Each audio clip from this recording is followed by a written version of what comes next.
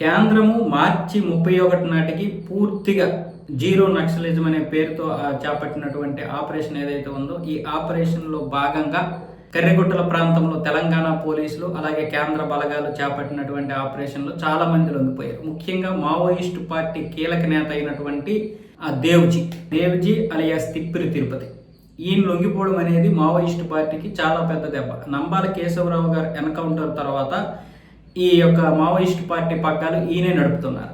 ఈయన ఇప్పుడు లొంగిపోయారు. ఎందుకు?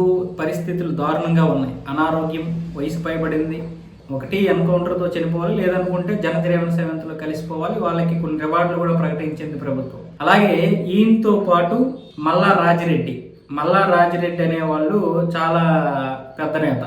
ఆయన తర్వాత ఈయన కూడా జగిత్యాల జిల్లాకి చెందినటువంటి వారే. ఆయన జగిత్యాల జిల్లా, ఈయన జగిత్యాల జిల్లా.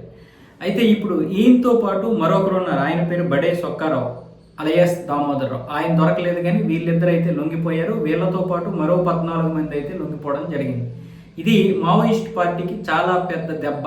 అయితే ఇప్పుడు మావోయిస్ట్ పార్టీ వాళ్ళు మిగతా ఎవరైతే ఉన్నారో వాళ్ళందరూ లొంగిపోవడం తప్ప మరొక మార్గం లేదు. మార్చి 31 నాటికి లేదా మార్చి 30 నాటికి పూర్తిగా నక్సలిజం లేకుండా తయారు చేయాలని ఇప్పుడైతే ఆపరేషన్ కగారు చేపట్టింది కదా కేంద్ర ప్రభుత్వం.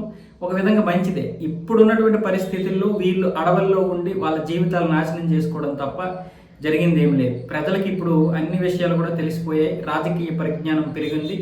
ఇప్పుడు కొట్లాడాల్సింది ప్రజల మధ్యకి వచ్చి జనజీవన స్రవంతిలో కలిసిపోయి ఇప్పుడు మీరు కొట్లాడచ్చు, ప్రశ్నించవచ్చు. సోషల్ మీడియా ఉంది, మీకు మంచిగా సపోర్ట్ చేస్తుంది. ఎంతైనా సరే మీరు ఉద్యమ నేతలు కాబట్టి ఇక్కడికి వచ్చి మీరు ఏదైనా పోరాడితే మంచిగానే ఉంటుంది. కాకపోతే మీరు ఇప్పుడు నక్సలైట్ల నుంచి బయటకు వచ్చారు కాబట్టి మీ మీద ఏదో ఒక కేసు, అంటే ప్రశ్నిస్తే ఏదో ఒక కేసు పెట్టి లోపల వేసే పరిస్థితులు కూడా ఉంటాయి. కాబట్టి మీరు మీలాంటి వాళ్ళని తయారు చేసి ప్రశ్నించడానికి ప్రయత్నం చేయవచ్చు. ఆ విషయంలో మళ్ళీ మీకు మంచిదే ఉంటుంది. రెండోది ఏంటంటే, ఇప్పుడు గిరిజనుల కోసమని మీరు అక్కడ ఉంటామంటున్నారు, కానీ దానివల్ల వాళ్ళకి నష్టం చేకూర్చిన వాళ్ళు అవుతారు. అప్పుడు ఏదైతే మీ వల్ల లాభం చేకూరిందో ఇప్పుడు మీరు ఉండడం వల్ల అక్కడ అభివృద్ధి కార్యక్రమాలు జరగడం లేదు.